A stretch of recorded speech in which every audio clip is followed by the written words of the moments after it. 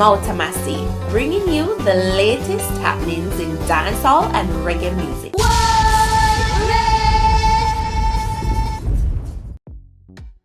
Welcome, it's Mouta Massi, and here are the stories making the cut for today. Clips from Vybz Kartel's recent performance in Tortola BVI have surfaced on the internet. Tortola ladies, I just need one request from you. Kiss me, baby. Read it. No matter what you're going through, count your blessings, yeah. Read. From your wake up this morning and you have life. You're not to sing, just listen. Well, today is a new day. Give thanks and... Hear me, I say no. I don't me, I say, look. We no fear that, no bullbuck. Go for your army. Go for your. Go for your army. Jump now, man. Got the trainer. Got the trainer. Got the trainer.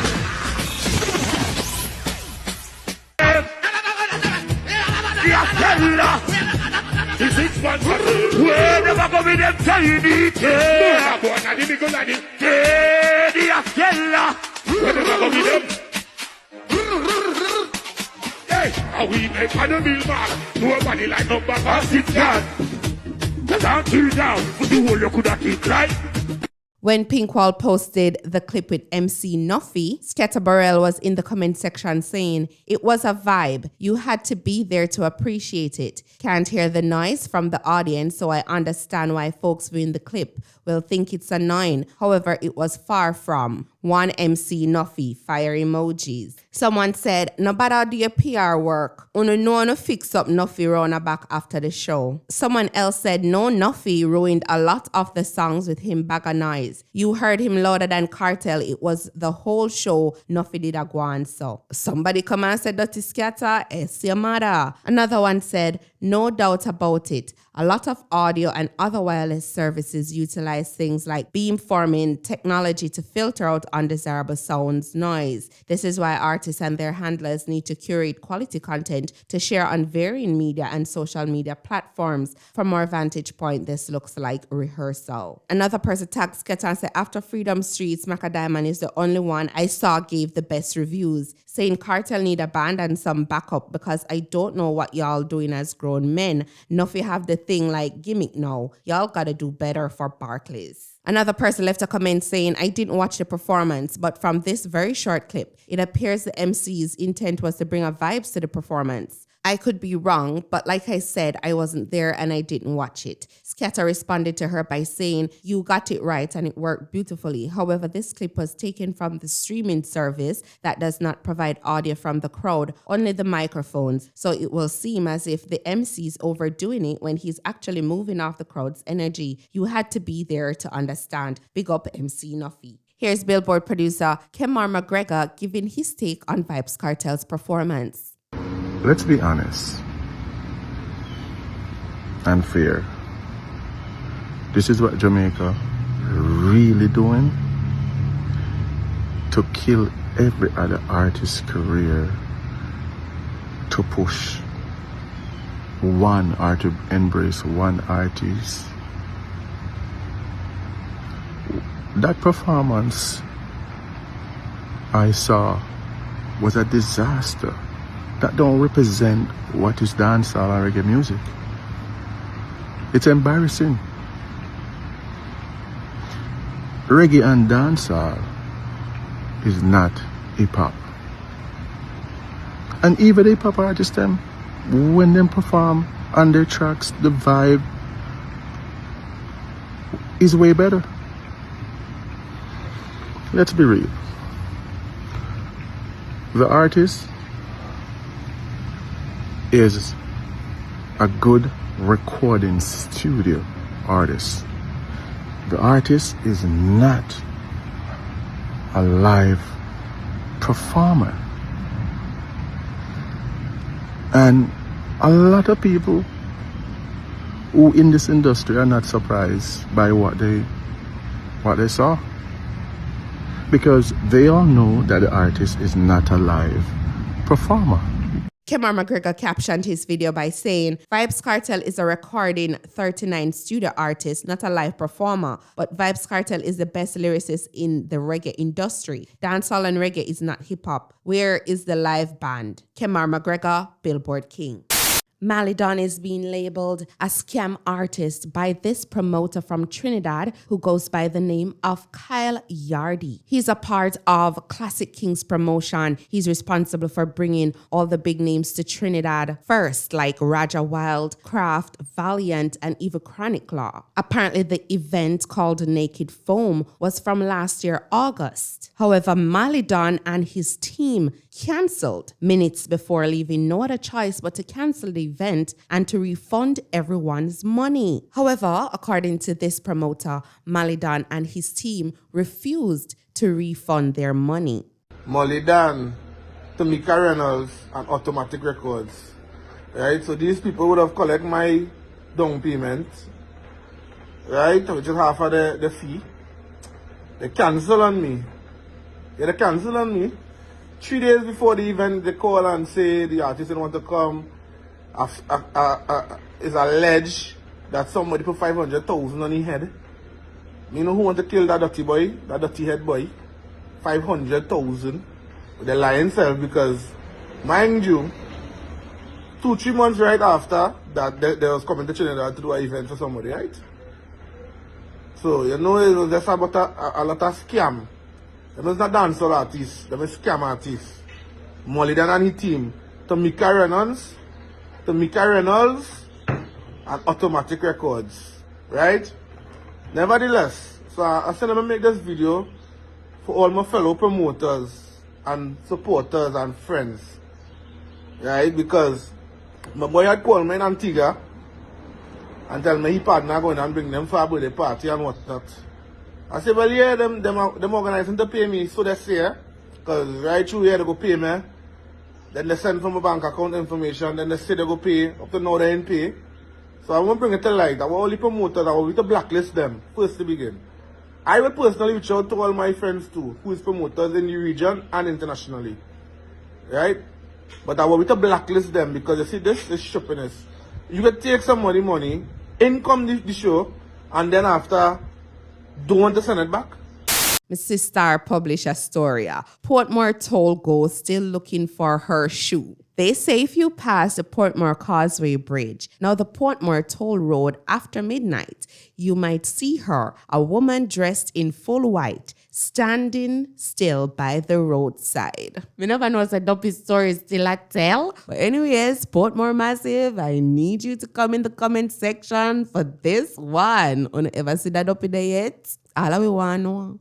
Queen Ifrica is sending a message to Babsy Grange. She says, Dear Miss Grange, I write this message to you with a very heavy heart. Why, you may ask? Because of the portfolio you have, Minister of Gender, Entertainment, Culture and Sports. 4 of the strongest pillars of our country. You could say they all define who we are as a people. However, I have noticed that since your tenure as minister, all of the above have gone to dogs.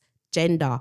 Women have no self-value. Men take advantage of their vulnerabilities. Entertainment. Lost its appeal to the masses. Sports. You're saying it's crying while so-called Jamaicans or the new Jamaicans worship foreigners over their own. Culture dead as we know it. Isn't that a cause for concern to you, ma'am? Or are things going just the way you guys planned it? As your PM over and over have stated, he's building a new Jamaica. How could you guys kill a culture that did so much to advance the world? And as we stare down the barrel of the New World Order, with the world waiting on us, Jamaicans, to stand for them like we did in the analog days, remember apartheid, just to name a more recent moment in our history. What will you do to scrape our pride as a people of the ground? Do you think our ancestors will allow you to forget their efforts to fight for our freedom? It's a crying shame our country is in case you didn't know. Even if you all wanted to change the country for better, you didn't have to go about it like this. I pray for your souls because the Most High Jah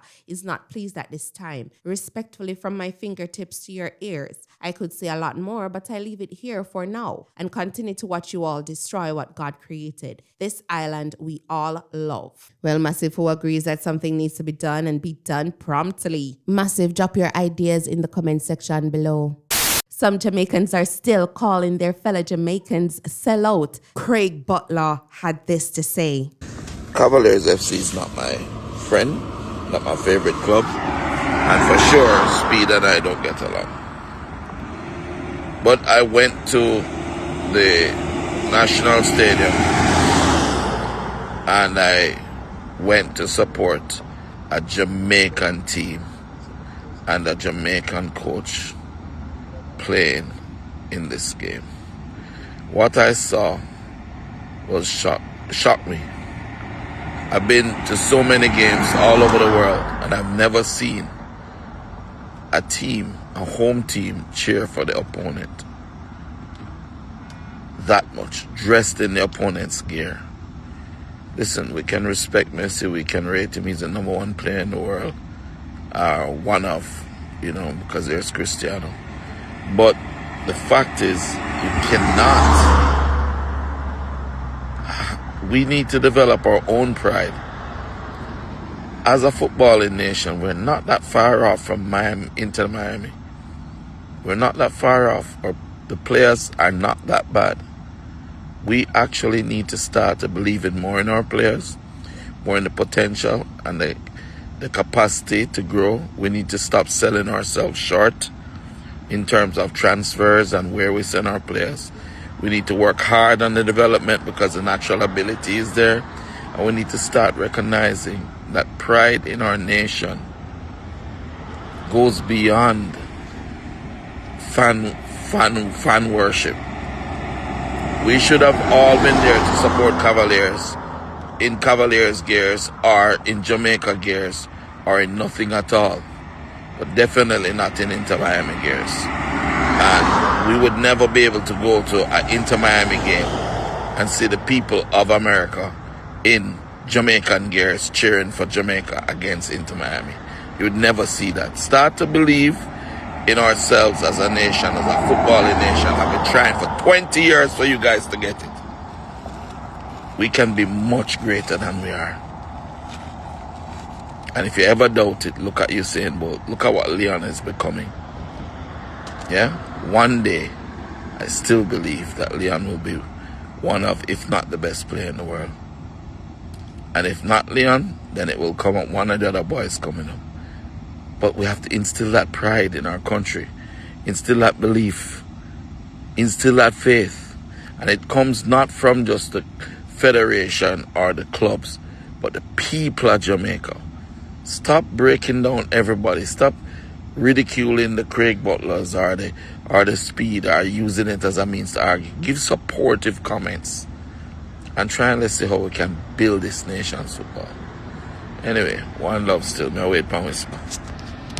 Now, he captioned that, as a nation, a footballing nation, we are not that far away. With more development and commitment, we can be great and develop world beaters. But first, we must believe in our players, support them, and make them know, as a nation, come hell or high water, we're going to cheer for them. Cavaliers Football Club are my rival, Speed, my arch nemesis. Yet I went to the stadium to support Cavaliers, a Jamaican club playing against a USA club. My countrymen, my players, and my coach. I was shocked to see how many Inter Miami goers were in the stands. Now, it's an honor to have Messi here, world star. But how can our players feel any more than second-class citizens in the sport of football if our nation doesn't support them? No wonder the club's officials don't seem sad with the result. To give Inter Miami a good name, we must be beating these teams. With proper development and a national football culture, we would. Have you ever seen Mexico when they come to play? Their fans cheers like crazy, win, lose, or draw. The players feel it and are empowered. We empowered Inter Miami, not Cavaliers. Sad. Respect to Messi, respect to Inter, but we were not the 13 man in that game. Wake up. We can be greater than all the footballing nations if only we believe.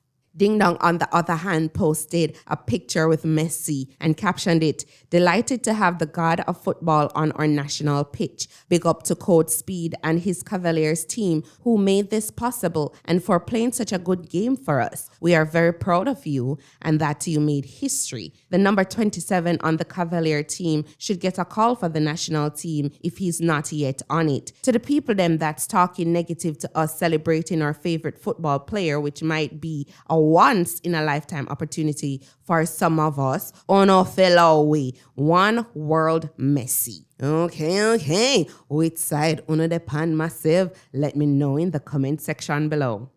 Noah Power is getting his flowers from Walshify and DJ Cash. You see, Noah, bro. That's what I was just about to say. Noah is the best MC in the game, right? Nah, he nice. That's what I'm about to say. With her having Noah. And this is his second win. Yeah. But you can even tell there was times, like, he started the speech, and she seen the direction, and she like, kind of finished it. Followed you know the lead. And right. here's the other thing. If you notice, Richie Feelings was the other MC. Richie Feelings did the smart. That's why Richie Feelings, y'all are not going to talk about Richie Feelings. You got to talk about Richie Feelings because Richie Feelings did something that everyone should rate more than even what Noah did. And that's Richie Feelings saw that Noah was a clear leader here. Right. I mean, Tekwe himself. Richie Feelings barely spoke after like the first round because he was like, yo, it's too many microphones. Good strategy. Yo, that was literally my strategy. You can't hear the song. I don't know when you're going to speak. We just, you know what? Let me put my microphone down and just support the team because we're not getting a clear message across. Right. I'm still very proud. Days after the winnings. Big up yourself, Spice Army.